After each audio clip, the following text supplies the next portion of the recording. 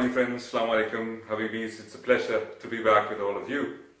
Now I'm going to ask you a question, but I know the answer already, but I'll ask you nevertheless. Has it ever happened that you wanted to embrace a new habit? You wanted to start doing something regularly? Like, I want to start reading a book, or I want to start exercising, and then you make out a plan, okay, and you really want to do it. But then unfortunately, your resolve gets lost in the whirlpool of your everyday challenges and everyday routines. Okay, has this happened to you before?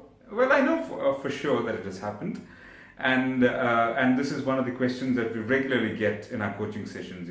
How do I make sure that I continue doing what I want to do on a regular basis? Now, when this doesn't happen, we always blame motivation. We say, I don't quite get the motivation to do that. Unfortunately, we're blaming the wrong guy, okay? Because motivation is that sudden urge of energy and enthusiasm that you get, and it's useful for doing one-off things, okay? Or maybe something twice. But if you're looking at doing something regularly, then it's not motivation that you need, because if it is something that you have to do day in and day out, then you have different priorities every day, and it's very tough to stay motivated to do the same thing when you have different priorities. So you'll have to find a neuro hack, okay, to get this done. And trust me, it's easy to do it, and it is definitely doable. So you can do it with 3 simple steps.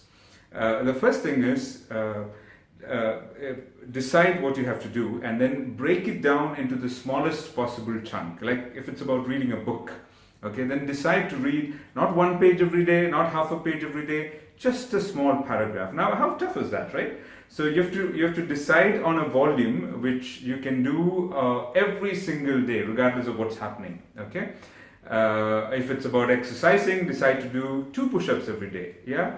So once you decide on a very small chunk, step number 2 is deciding on a routine or a reminder.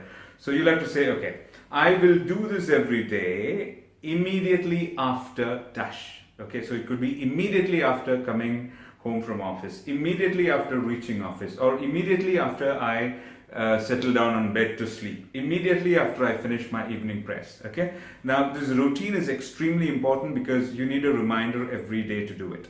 Third is, it's interesting and funny. Okay, once you complete doing that, you'll have to exult, or you'll have to celebrate. Now, I don't, by celebration, I don't mean you'll have to burst crackers or buy expensive stuff. You can do simple things like, I've done it, okay? Or I keep doing this, okay, when I celebrate. Or great job, Sangeet. Or wonderful, okay? Say or do something which symbolizes celebration. Now, this is to get the dopamine rush in your brain.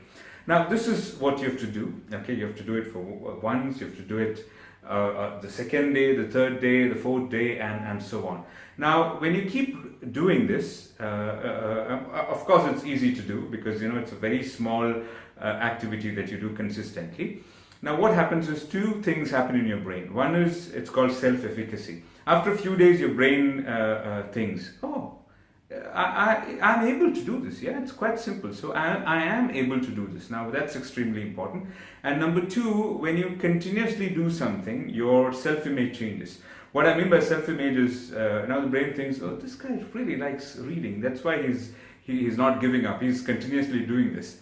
Okay, and once your self-image changes and you couple that with self-efficacy, then you get inherently motivated to do this. Okay, so this is the biggest fallacy about motivation. You don't get motivated and then do something. When you do something consistently, you basically trick your brain. Okay, he's doing this, so this is important, so then he must really like it. So the brain attaches it to your survival mode. Okay, and you genuinely start liking to do this. So and you keep repeating it. Now, finally, when it becomes a habit, what happens is there's a part of your brain called the basal ganglia. So this gets written into your basal ganglia. So without thinking, immediately once the routine starts, like coming back from office, you will do it. Okay, settling down in bed, you will do it. Okay, and then without you knowing, this becomes a habit. And slowly, automatically, you'll start scaling up. You don't have to deliberately say, oh, let me read a page today, or let me do 10 push-ups today. You scale up automatically because of the self-efficacy and the self-image and the habit formation. So if there's something that you wanted to do all along and then you had given up on it, please take it out, dust it up, and use these 3 steps, and I assure you that it will become a habit that will stay with you forever. Thank you.